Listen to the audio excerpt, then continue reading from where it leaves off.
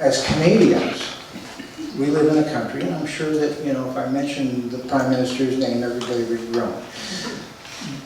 And we all have our own reasons for that. But Canada really struggles with supporting liberation movements around the world, always has. Even at the best of times.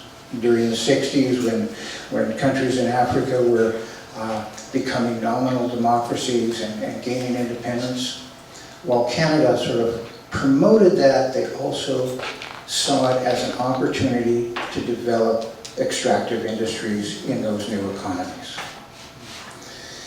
It's really difficult for Canada, and I don't want you to form some sympathy for them, but it is very difficult for Canada to take a proactive role in decolonization, because Canada is heavily involved in colonization, both here in this country.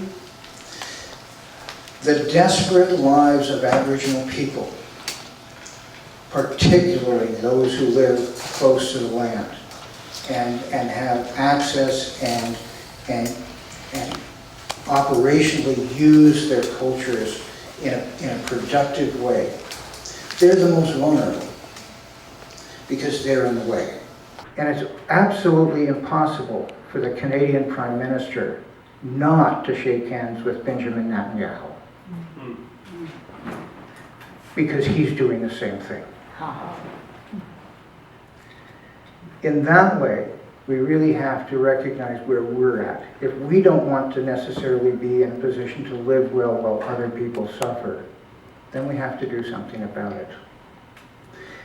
And so the issue is here, and it's everywhere else. There's a hadith, a really very popular and well-known hadith in Islam, that says that when you see something that's wrong,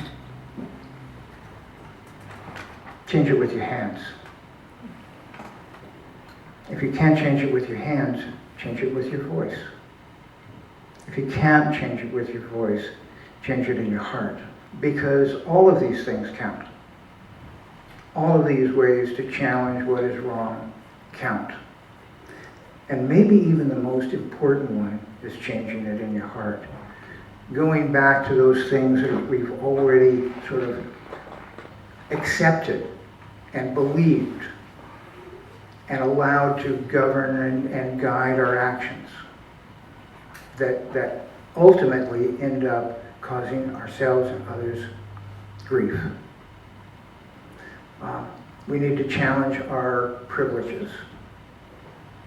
I'm not suggesting that you become a monk and roam the forest. But what I'm suggesting is that you use your heart to challenge those beliefs. Put them on the line. Test them out. Test them out in a good way so that you learn from them. That's one of the teachings I'm taking with me. There's lots of ways to do it. So thank you very much for being here, and let's celebrate together.